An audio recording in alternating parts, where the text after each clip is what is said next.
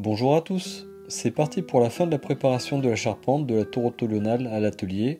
Je commence à découper dans des restes de volige quelques planchettes pour tenir les lattes de volige en bas des panneaux de chaque pan, le haut étant tenu par le chevron décoratif placé en dedans et vissé par derrière dans la vidéo précédente. Je pourrai ainsi séparer panneau par panneau la volige et pouvoir, je l'espère, la reposer ainsi telle quelle une fois la charpente mise en place.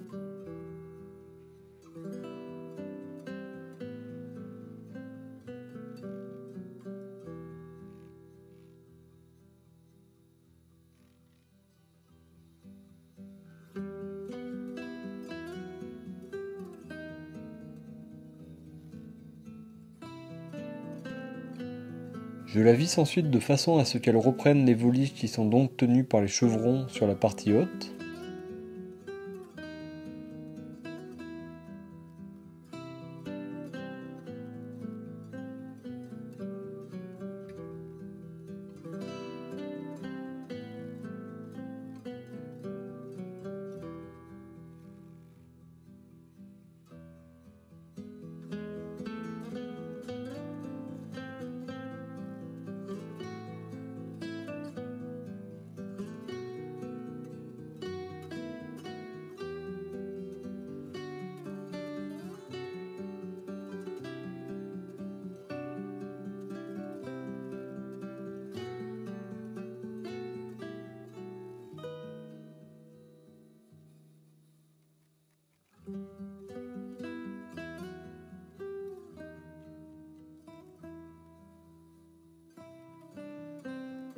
Une fois fait, je reprends les quelques couvre-joints qui manquaient encore à l'ensemble.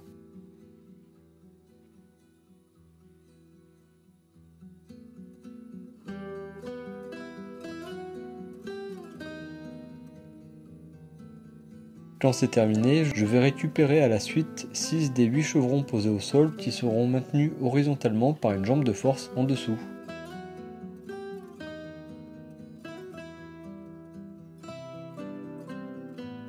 Il me faut y faire des mortaises qui accueilleront les tenons que j'avais fait sur les petits chevrons dans la première des vidéos de la charpente.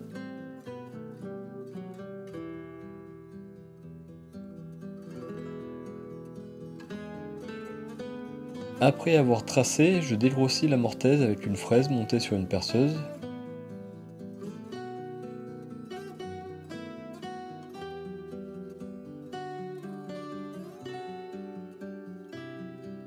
Puis petit à petit, avec des petits ciseaux à bois, je forme ma mortaise. Comme beaucoup de choses, c'est une première dont ce n'est pas parfait, et franchement je ne cherche pas la perfection non plus, juste un travail propre et valable.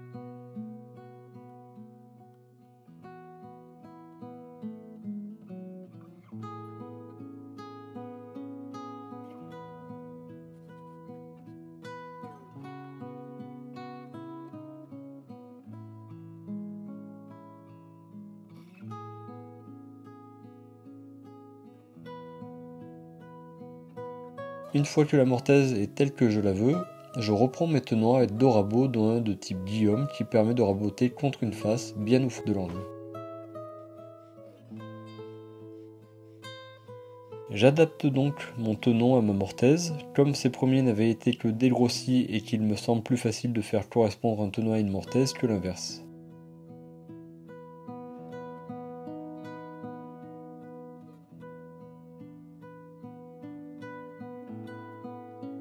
Chaque paire seront bien identifiées par une lettre pour ne pas les intervertir.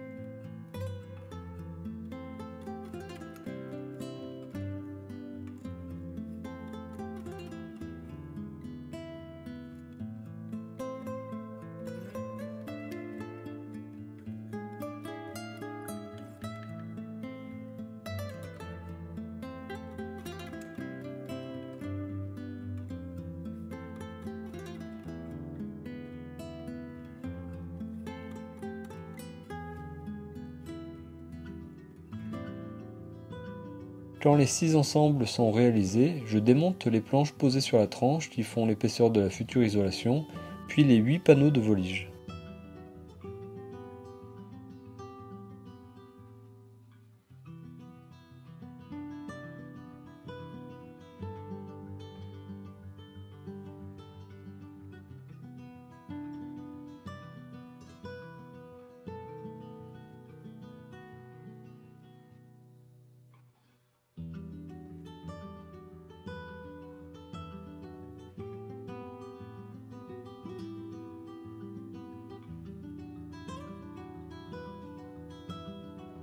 J'avais réalisé une légère courbe sur une des faces des petits chevrons, ceux qui soutiennent les chevrons horizontaux.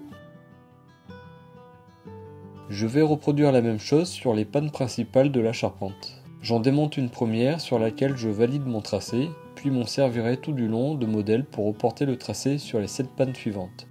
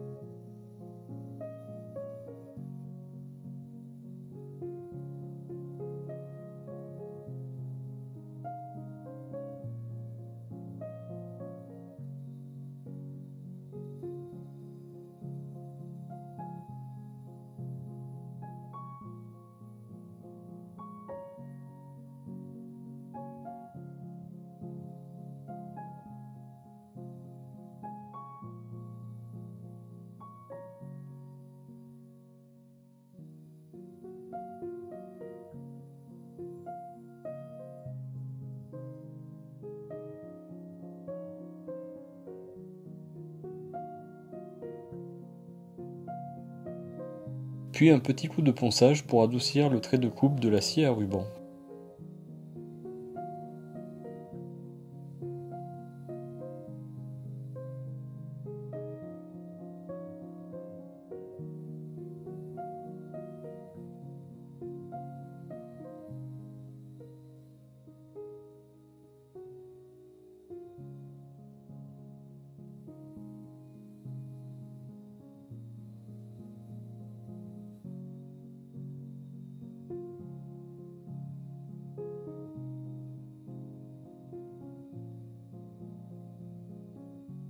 Une fois terminé, il me reste le dernier travail préparatif que je peux réaliser à l'atelier, c'est la petite particularité qui concerne les 2 chevrons au sol qui se rejoignent au centre de la charpente, et qui n'ont donc pas de jambe de force du fait de la porte en haut de la tour qui est trop proche. J'ai acheté une ferronnerie sur le même site que lorsque j'avais fait mes piquets avec pointe en fer forgé, qui sont sur le mur remonté l'année dernière. Celle-ci fera la jonction entre le bout de ces 2 chevrons au centre et le poinçon qui se termine un petit mètre au-dessus. J'ai trouvé un carré percé à une taille qui me convient, que je vais souder au bout de ma ferronnerie. Je fais donc un trou avec des forêts de taille croissante, puis je finis de le rendre carré et à la bonne dimension avec un petit ciseau à bois.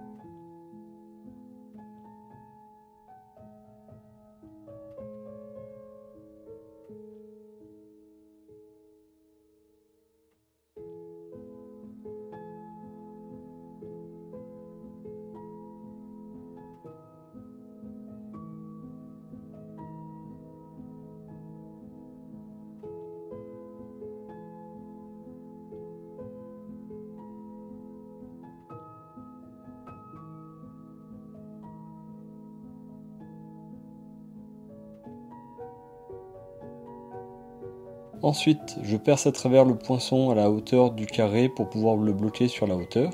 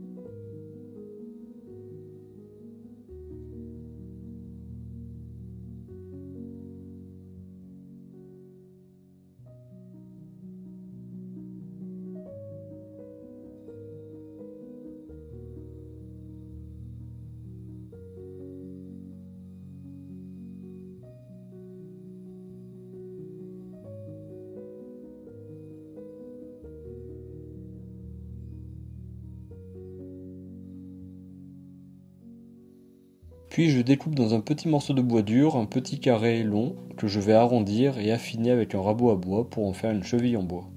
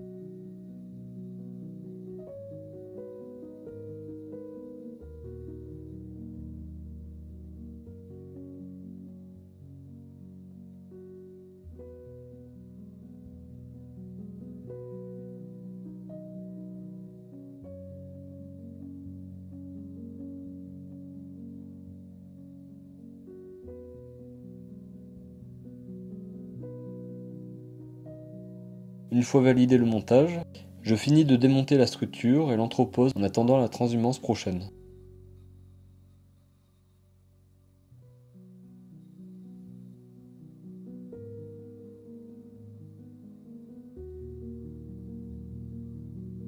Voilà, nous sommes arrivés à la fin de la préparation de la charpente. J'espère ne pas avoir trop de surprises lors de son installation. Nous verrons cela dans une future vidéo. A bientôt.